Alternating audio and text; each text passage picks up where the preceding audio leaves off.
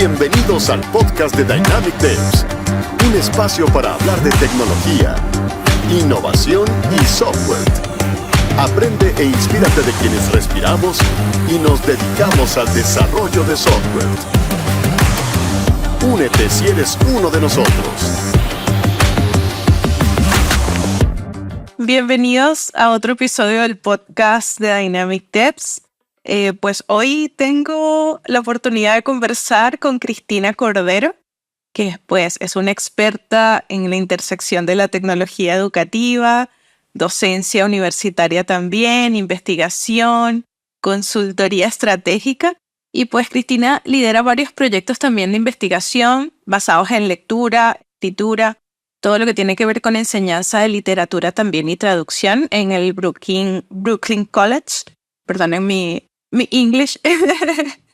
Y también por la parte de la consultoría estratégica para Educate Ventures Research y otras instituciones. Por ejemplo, también acá en Chile participa en la mesa estratégica de Por un Chile que lee y es miembro del directorio de Troquel. Y algo, anoten allí porque la trayectoria de Cristina es súper buena. También tiene formación en Harvard y pues un doctorado en Ciencias de la Computación de la Universidad Católica de Chile. Y pues toda esta experiencia la ha llevado también a desarrollar diferentes herramientas digitales para mejorar lo que tiene que ver con las habilidades de lectoescritura también en educación primaria, ¿no? Entonces, como pueden ver, acá tenemos a una persona súper genial y pues me llamó mucho la atención pues conversar con ella, ¿no? Bienvenida, Cristina, ¿cómo estás? Muy bien, muchas gracias por la invitación. ¿Tú bien? Sí, bien también. Y muy feliz acá de que podamos conversar hoy. Porque traemos un tema muy interesante que tiene que ver con la inteligencia artificial, las nuevas tecnologías educativas y pues cómo todo esto está cambiando tanto la forma de aprender como la manera de dar clases también, ¿no? Entonces, para darle un poquito más de contexto a nuestros escuchas, Cristina, me gustaría preguntarte ¿cómo fue que llegaste a trabajar en el cruce entre la tecnología educativa, la docencia universitaria y la investigación? Bueno, eso es un camino no muy tradicional porque yo vengo del mundo de letras. O sea, yo estudié mi pregrado en Estados Unidos, en Harvard, y estudié letras hispánicas en realidad. Y yo me enamoré, mi papá era argentino, y yo me enamoré de la literatura de España en realidad. Y esto me llevó durante muchos años a trabajar en el mundo editorial, en el mundo de la traducción, de investigación, pero en el mundo editorial. Y llegué a Chile en el año 2006 y empecé a trabajar en la Facultad de Letras, como correspondía, en la Universidad Católica. Y yo dirigí durante mucho tiempo un diplomado en edición de libros, o sea que siempre metida en ese mundo.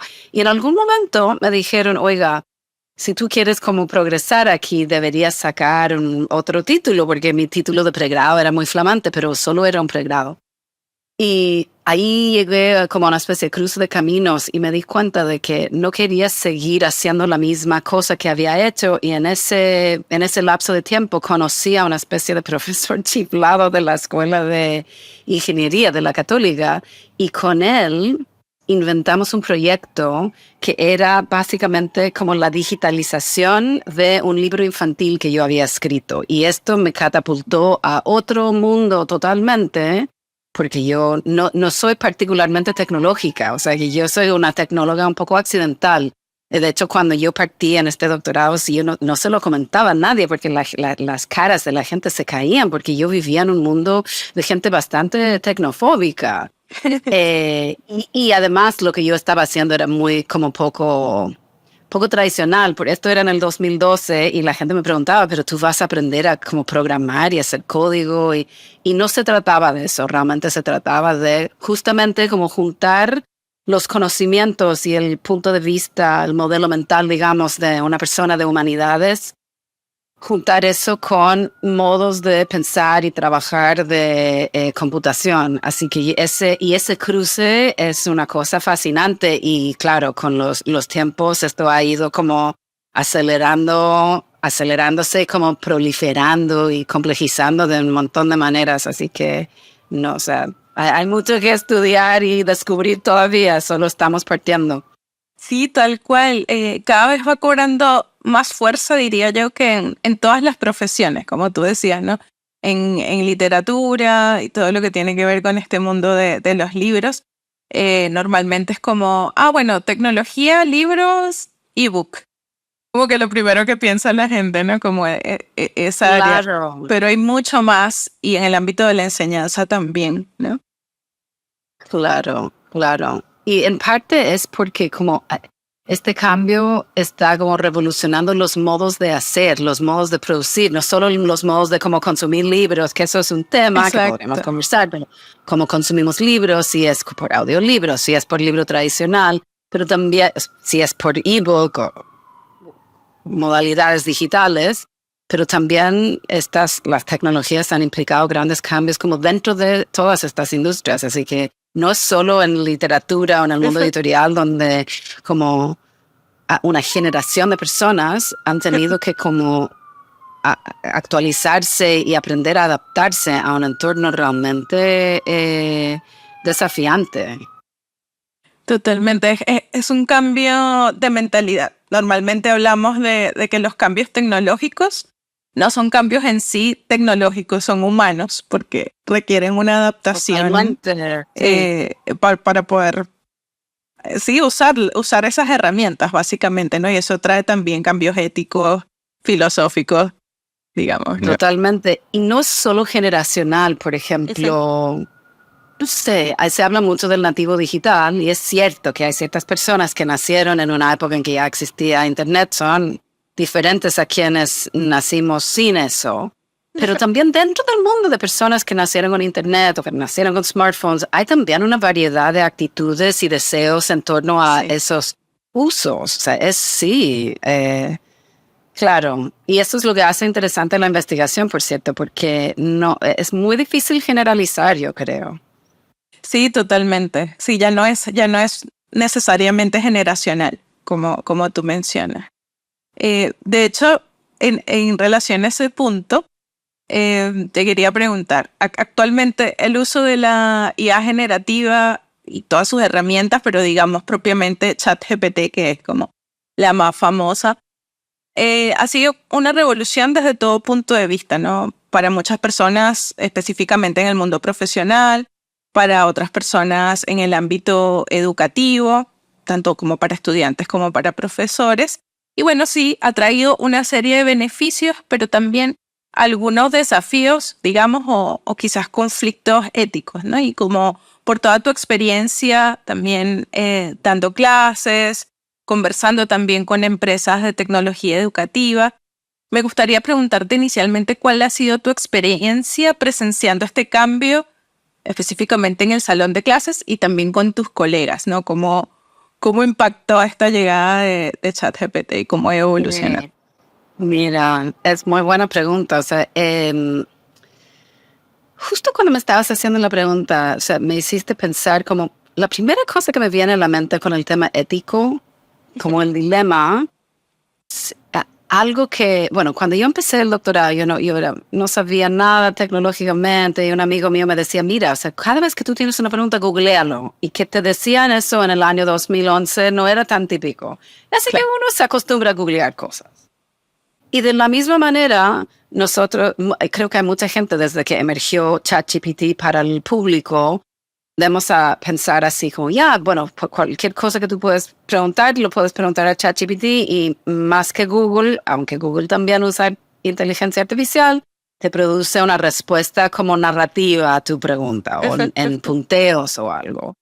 Y creo que el tema ético parte ahí en la transparencia o la falta de transparencia en esa transacción.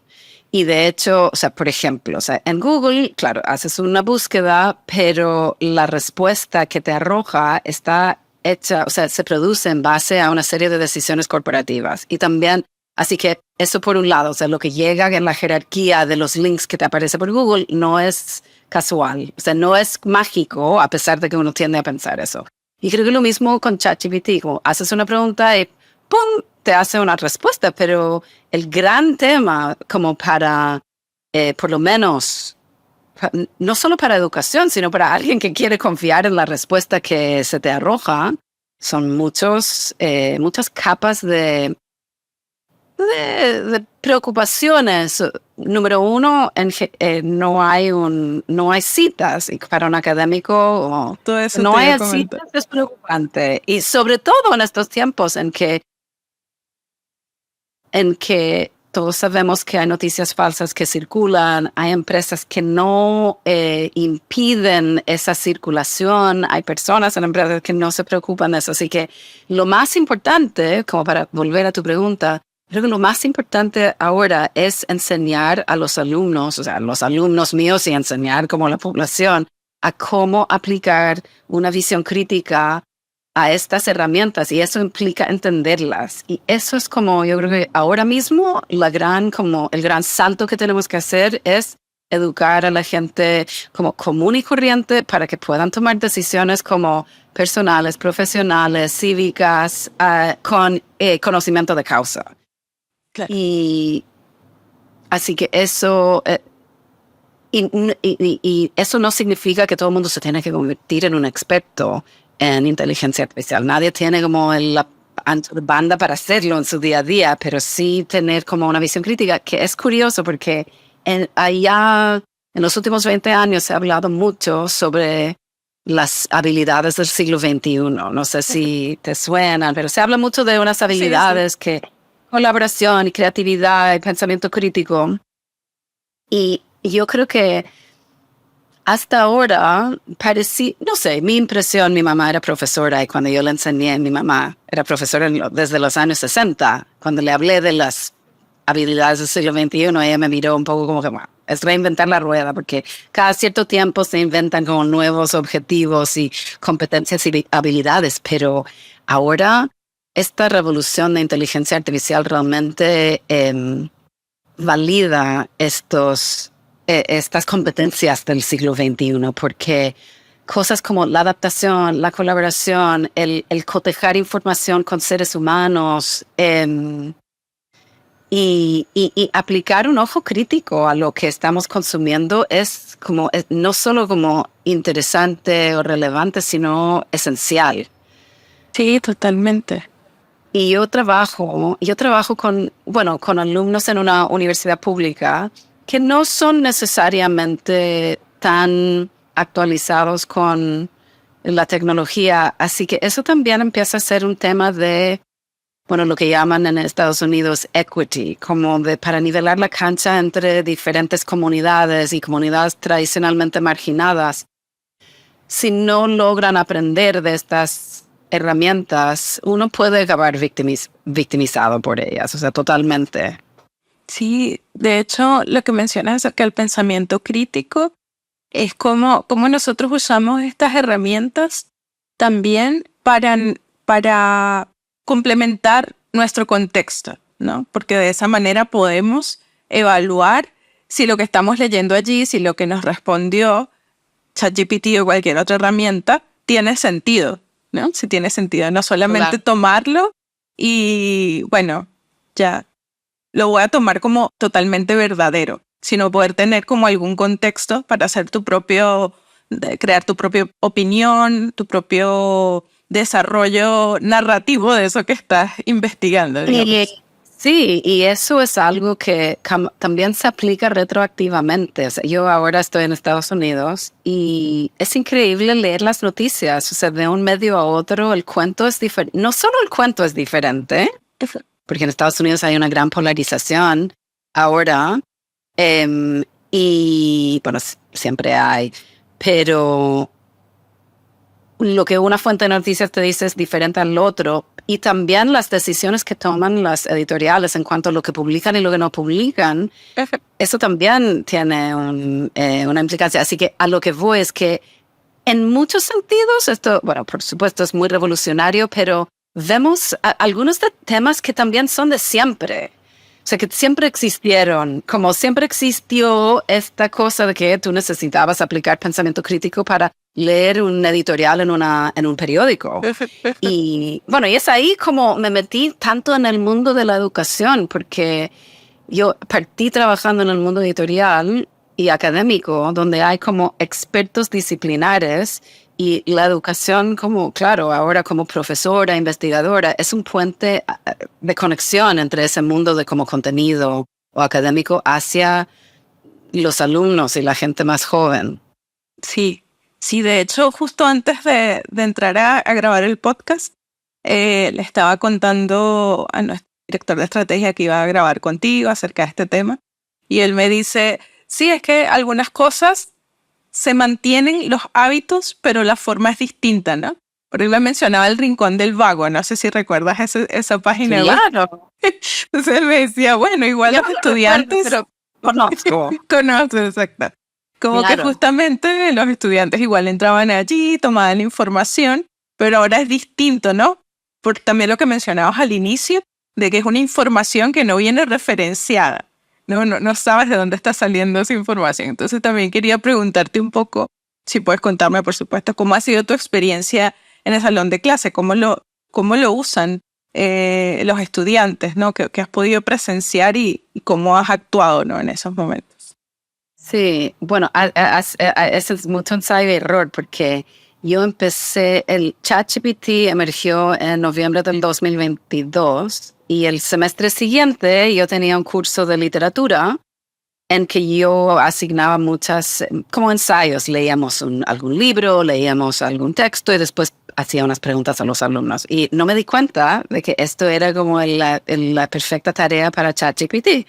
O sea, recuerdo, leímos Muerte en Venecia y vimos era una cosa muy chora, habíamos visto la película, leímos el libro, escuchamos una música de Gustav Mahler y después les dije a los alumnos como, bueno, quiero que como después de todo esto que ustedes como o escriban un capítulo desde el punto de vista de otro personaje, de un personaje, o hagan un final diferente. Y claro, eso era perfecto para ChatGPT. Y al final del semestre acabé con un montón de textos que eran todos muy parecidos.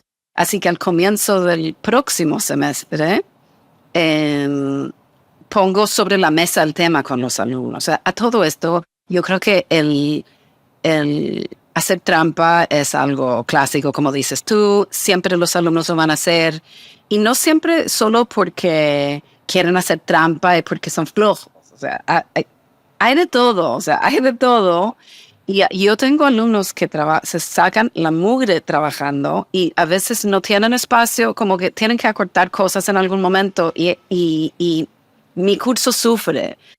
Así que intento, además a mí me aburre como pillar a los alumnos haciendo cosas, en el sentido de que si tengo 4 horas para evaluar ensayos, no quiero estar como chequeando si hicieron trampa. Como que para mí es una pérdida de tiempo y es ahí donde como empiezo a irritarme.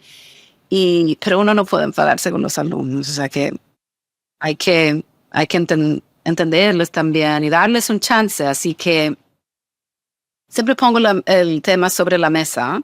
Y no me importa que usen ChatGPT o en mi clase de literatura, no me importa si estamos leyendo, ellos miren como un resumen en Wikipedia. Si vamos a ser honestos, todos lo podemos hacer. Y yo a veces antes de ir, por ejemplo, a una obra de teatro, lo voy a hacer para orientarme un poco antes de ir. Así que número 1, yo creo que eso. Y de explicarles, yo les explico que si van a usar ChatGPT, que me lo cuenten y me digan cómo lo usaron.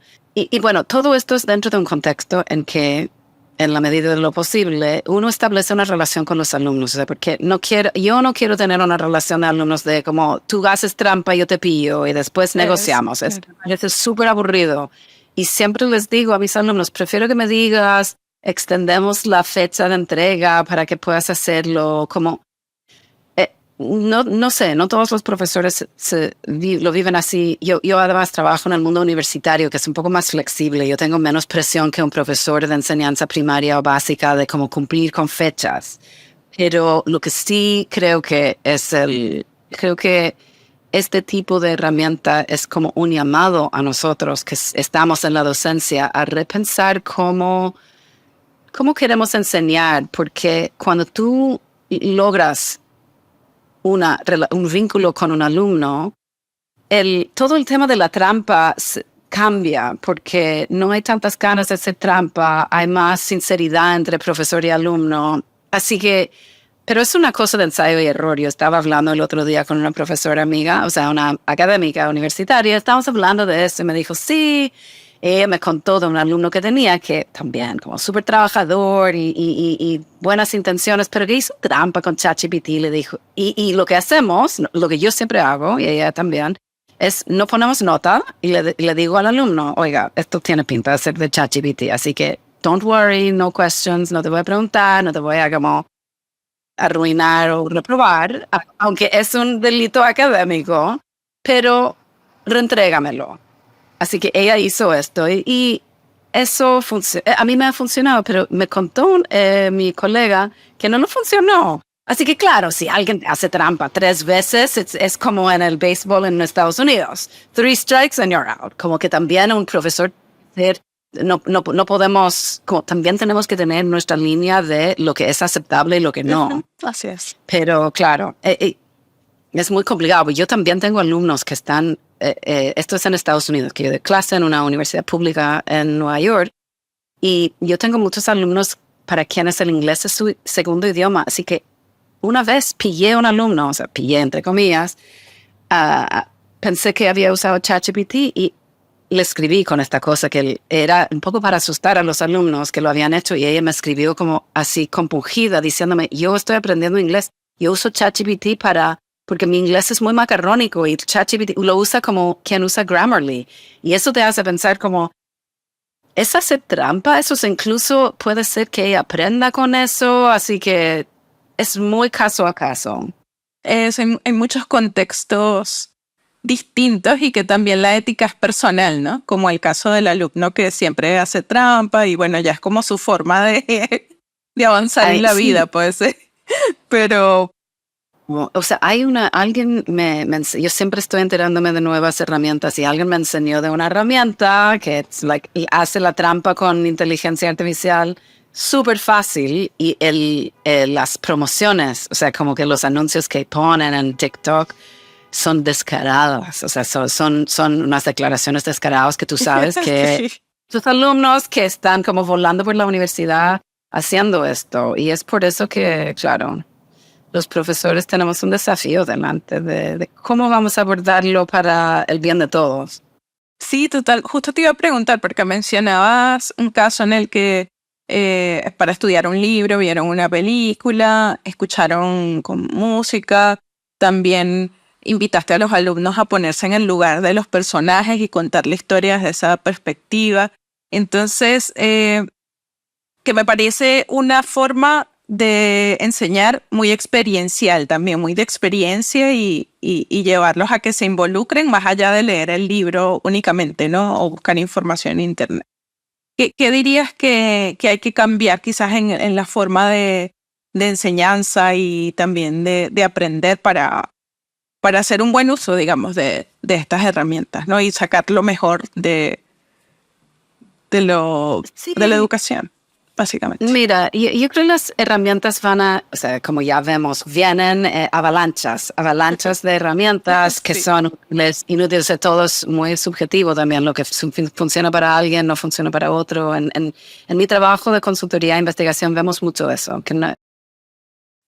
Y todo esto es un poco por, como dicen en Chile, la tincada y la experiencia propia. Pero en mi caso, yo doy clase, por ejemplo, en literatura con alumnos que no necesariamente les gusta tanto, no tienen tanta experiencia con literatura. Y yo he tenido mucho éxito cuando les permito a ellos escribir algo personal o involucrarse de manera personal y también de cómo ir hacia ellos. Por ejemplo, yo tuve que dar un curso de literatura universal. Hice un programa de curso con lo que yo quería enseñar, y a lo largo del semestre me di cuenta que tenía muchos alumnos de Medio Oriente y no tenía tantos libros de ahí. Así que uno también, como cuando va conociendo a los alumnos estas cosas y permitiéndoles a ellos compartir en la medida que ellos quieren también, esto empieza a ser interesante. Sí, como también usar algunos recursos sobre los cuales ellos se sientan cercanos, con los que se pueden identificar también. Claro, y expresarse también. O sea, yo también, como que uno de los, sí, como necesidad de no solo como demostrar conocimientos, sino como construir, en mi caso, no, conocimiento, expresión. Es muy importante eso ahora. Y estoy pensando también justamente por la tecnologización de todo, como esta cosa, educación, todo está tan acelerado y la educación se ha vuelto como un poquito, puede ser transaccional, y la pandemia que tuvo un efecto en la salud mental, como que la sala de clase es un buen lugar para tocar no sé, la conexión personal entre profe y alumno, yo creo. Justamente. Y eso puede ser apoyado por tecnología. Yo creo que hay mucha discusión, sobre todo como en los medios, que me vuelve loca. Como es muy siempre como o esto o lo otro. Es muy binario, como que la lectura digital es peor que la lectura en papel. Y todo esto puede ser cierto. Hay miles de investigaciones, o sea, uno puede encontrar resultados para todos los gustos. Pero en general estas cosas conviven mucho más de lo que los titulares quieren contar. O sea, yo leo en digital, pero también leo libros. O sea, en mi velador siempre tengo libros y así que yo creo que eso es importante, como aprender cómo y en qué medida usar la tecnología y cuándo no es necesario. Total, incluso por gustos o preferencias. Yo uso los 3 formatos. Yo leo libros en físico, leo digital y audiolibros también. Tengo aplicaciones de audiolibros.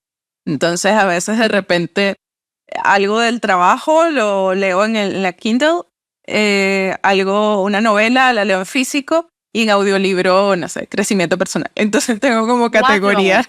Sí, y es bonito, o sea, y verlo así no es, o sea, es tan apocalíptico lo que uno muchas veces lee en la prensa, y yo creo que venden como la histeria vende, pero simplemente es como, son otras opciones que tenemos. Y claro, con los niños, obviamente hay ciertas cosas que son como más, que uno quiere tener cuidado de que, claro, los niños, los hijos de uno no están mirando un celular 8 horas al día, pero también tiene que ver qué es lo que están haciendo en esas 8 horas. Mi hija, por ejemplo, sabe coser. Ella se enseñó a coser con una máquina complicada de coser por puros tutoriales en YouTube. Y eso yo no creo que es un mal uso de tiempo en pantalla. Para nada, exacto. Qué bueno. Pero claro, y en todo es así. Como yo hago deporte, a veces quiero nadar al aire libre y a veces quiero nadar como en una piscina, como que... todo es como muy de contexto. Claro. Como uno se sienta también.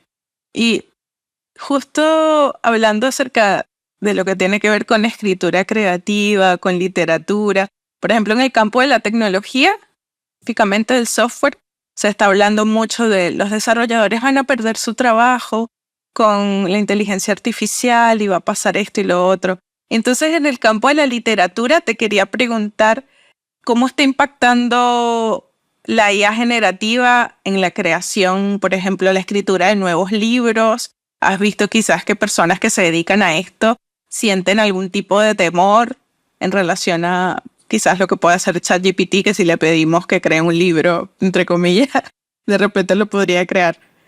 Hay gente que lo hace, o sea, de nuevo, depende del caso, porque IA generativo, por ejemplo, para un académico, te puede ayudar muchísimo a ordenar papers y ejecutar papers más rápidos. Pero yo creo que en el campo creativo, esto es ya, no es una conversación. O sea que no sé si conoces a Nick Cave, de cantante inglés. Sí. Él escribió, si alguien está interesado, él tiene un sitio web donde responde a sus fans y alguien le dijo... No, le escribí y no me respondió nunca.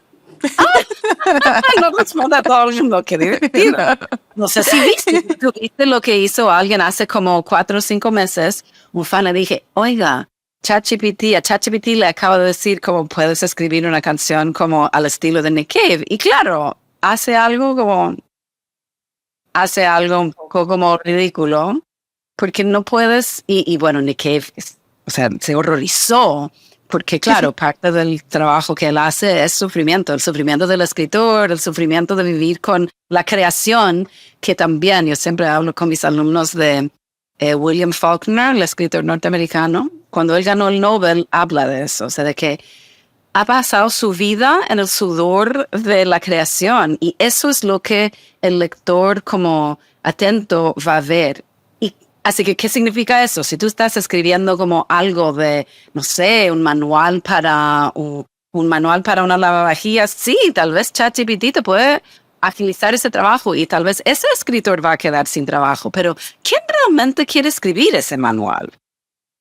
Exactamente. ¿Sabes? Qué Como buena que- reflexión. No, y yo doy clase en traducción. Yo doy un curso de traducción como traducción técnica y fue este semestre. Yo no sabía qué iba a hacer porque dije como, no quiero dar una clase y dar a mis alumnos una ilusión de que van a acabar como traduciendo textos ellos cuando ese trabajo sí, no sé si diría que desapareció, pero transformó porque ahora lo hace la tecnología y la persona en lugar de traducir es más bien un editor. Pero o sea, Sí, cuando uno seguramente engancha igual con un escritor o con un libro, uno está disfrutando no solo lo que estás leyendo, sino el background o el contexto de ese escritor y todo lo que lo acompaña, básicamente. Así que estas visiones de que, bueno, se pueden crear novelas. Incluso yo te diría, se podría crear una novela buena con ChatGPT. Yo no sé, pero no viene de una acumulación de experiencias humanas, así que no es algo que me interesa particularmente. Y también, ¿con quién estaba hablando de esto? En una de mis investigaciones estábamos hablando con alguien de el hecho de que existe, que es un tema ético también. El hecho de que exista una tecnología no significa que tenemos que usarla. Por ejemplo, con la clonación es un ejemplo súper claro. En el mundo de la ética médica ellos tienen eso súper claro. O sea, y bueno, hay mucho debate, pero y de nuevo volvemos al tema del pensamiento crítico y la visión crítica. O sea, uno tiene que también tomar responsabilidad en ese asunto. Totalmente. Y eso es lo que uno tendría que transmitir a los alumnos o a los niños, no solo como, ya, son 3 horas, sal de la talla, como bien. Sí, no, ¿para qué la está usando, básicamente? Y justo dentro del campo de la consultoría estratégica, donde también estás muy ligada a la EdTech o tecnologías educativas, más allá de la inteligencia artificial donde hemos enfocado esta conversación, ¿qué otras tecnologías o tendencias estás viendo en este campo, ¿no? Que quizás están resultando interesantes o se están incorporando? Mira, o sea, inteligencia artificial está como realmente en el centro de mucha de la investigación que estoy haciendo. Pero en muchos casos, por ejemplo, estoy haciendo un proyecto ahora, o sea, no puedo hablar del producto o el cliente, pero en que están estudiando una herramienta que tenía una herramienta tecnológica para ayudar a los profesores a hacer algo. Y esta herramienta existió muchos años antes de que llegara la inteligencia artificial, pero ahora tiene como un componente extra con eso. Así que yo creo que todas las empresas de tecnología educativa están mirando eso, como cómo pueden integrar la inteligencia artificial para mejorar productos que ya funcionan y ya existen. Así que hay mucho movimiento en eso. Pero lo que también estoy viendo mucho es una preocupación de cómo apoyar a los profesores. Yo creo que hace como 5 años había mucha herramienta como para transformar la vida de los alumnos y que el gran tema como de poder decir qué es lo que funciona y qué es lo que no funciona en el mundo de la tecnología educativa es compleja porque las personas que compran son unas, los que utilizan las herramientas son otras, o sea, y esos pueden ser profesores. O sea, el que compra una herramienta de tecnología educativa en general es un decision maker de un colegio, de un distrito, de una red de colegios, whatever. Y los que lo usan son profesores y alumnos y hay como un paso ahí para... Hay muchos pasos entre medio que pueden complicar la adopción de esas tecnologías. Así que estoy encontrando que hay mucha preocupación ahora en los trabajos que yo estoy haciendo de como mirar con lupa la actitud y la preparación de los profesores. O sea, no en el sentido de que como podemos a los profesores que no, sino como para apoyarles mejor, porque hay profesores que son reacios, que muchos que tienen poco tiempo. Todo el tema de como el tiempo que tarda uno en aprender a usar una tecnología también es considerable. Así que esa es una tendencia que veo. Y claro, y ¿Cómo también cerrar esa brecha de adopción? sí, y también proyectos en que estoy viendo proyectos como tecnológico-pedagógicos en que hay una parte tecnológica, como evaluando como cuál es la parte tecnológica o de inteligencia artificial y cuál es el papel del profesor o cuáles son las cosas que no queremos entregar a la inteligencia artificial o la parte tecnológica. Así que yo creo que estamos como en un 2.0 en ese sentido, no de productos como en una caja que tú abres y funciona, sino como diferentes productos o herramientas que pueden tener diferentes usos según el usuario y que dan control y libertad al usuario también. Exactamente. Y más, bueno, de hecho, incluso después de la pandemia, durante la pandemia, mejor dicho, ya se estaba gestando pues toda esta revolución tecnológica en la forma de dar clases también, ¿no? Porque muchos profesores muy tradicionales también se tuvieron que enfrentar a cómo ahora voy a enseñar a los alumnos a distancia, qué herramientas voy a usar. Y estoy segura que probablemente fue un momento muy estresante para muchos profesores poder adaptarse fácilmente a ello, ¿no? Uh-huh.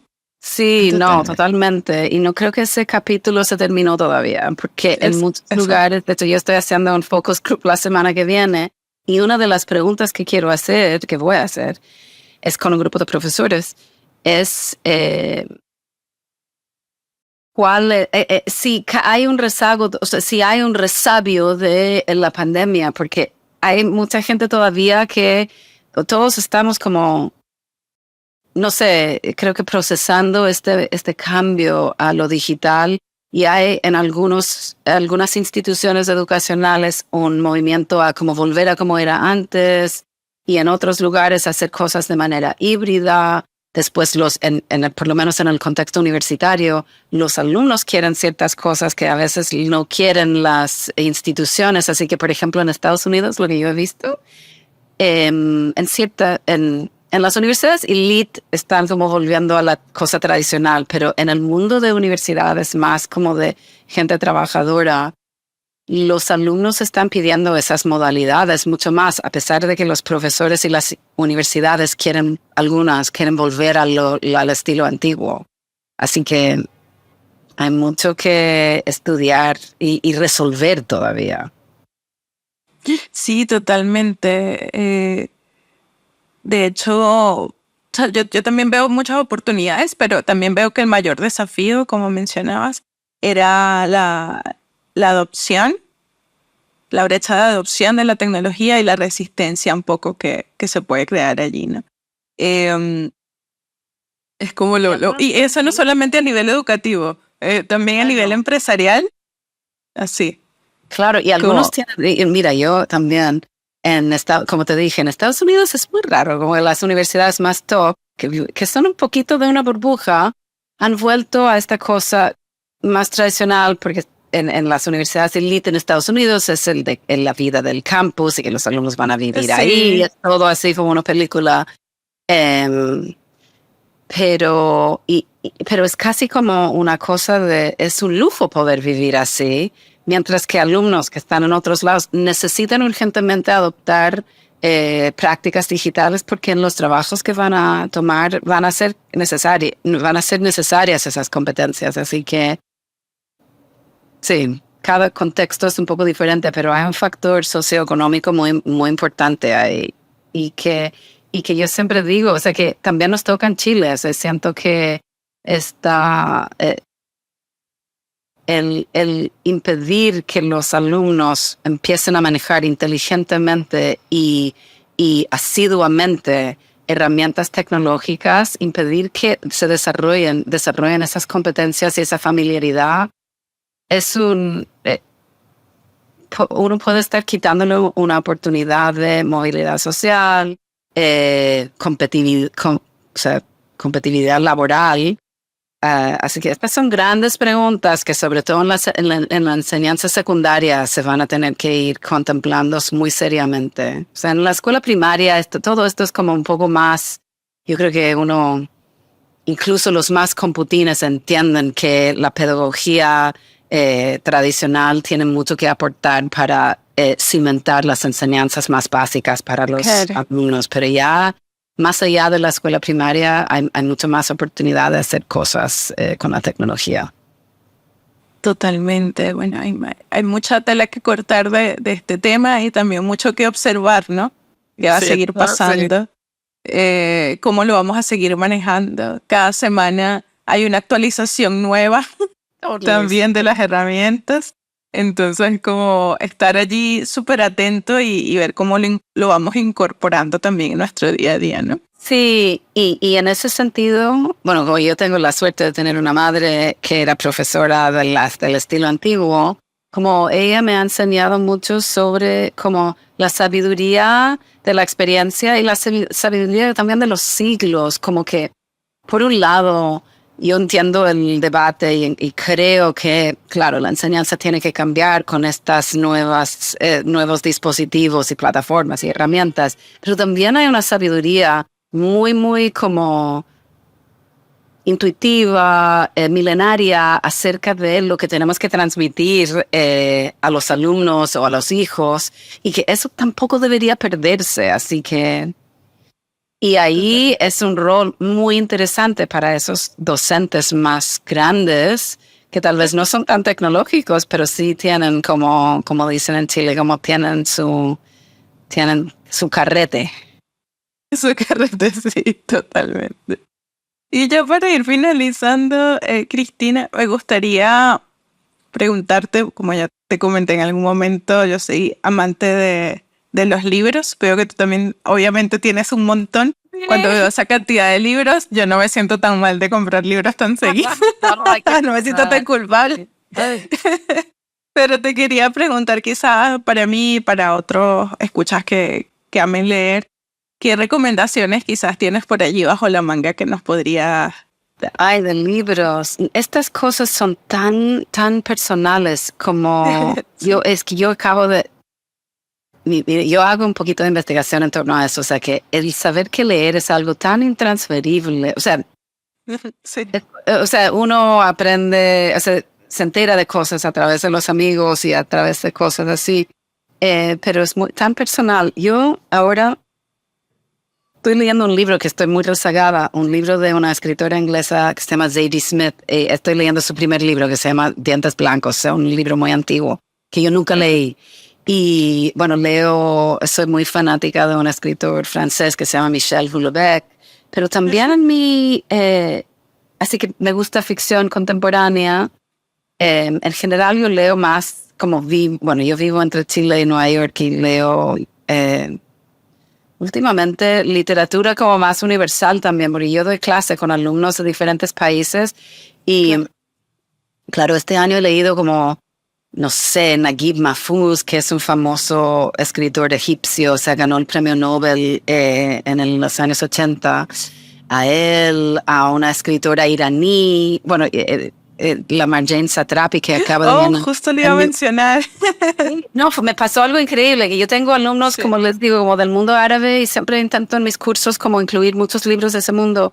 Así que estuve leyendo un libro de poesía de poetas mujeres persas y lo contrasté con Marjane Satrapi, que es de la película, el libro Persépolis, y justo la semana que lo di, ganó el premio Príncipe de Asturias. Así que, no sé, y eso, yo leo también como, no solo ficción, también leo poesía y libros como de pensadores espirituales. Me gusta Chesterton, me gustan diferentes géneros. No puedo siempre vivir con ficción tampoco. Sí. Me pasa exactamente igual. Mucho de tecnología educativa. Claro, me pasa exactamente igual. Tengo como libros de todos los estilos, hasta libros para niños, porque me encantan también. Libros ilustrados. Y sigo, ay, Cristina, te quiero agradecer muchísimo por esta conversación que estuvo súper divertida. Ay, Ojalá cuando visites Chile también podamos tomarnos un cafecito o algo y seguir hablando de todo esto. Me que encantaría, es tan me bacán. encantaría. Yo estoy en Chile la mitad del año, así que feliz y muchísimas gracias por invitarme. Me ha encantado conversar contigo, así que gracias a ustedes. Qué bueno. Y bueno, gracias a todos también a quienes nos escucharon en este episodio. Recuerden que está disponible tanto en Spotify como en YouTube. Y nos pueden encontrar también en las redes sociales, especialmente en LinkedIn como Dynamic Devs y también en Instagram. Así que, bueno, gracias por participar en este episodio y nos vemos la próxima. Chao, chao. Chao. Gracias por sumarte al podcast de Dynamic Devs. Síguenos en Instagram, LinkedIn, Facebook, Twitch, YouTube como Dynamic Devs y en Twitter como DevsInfo.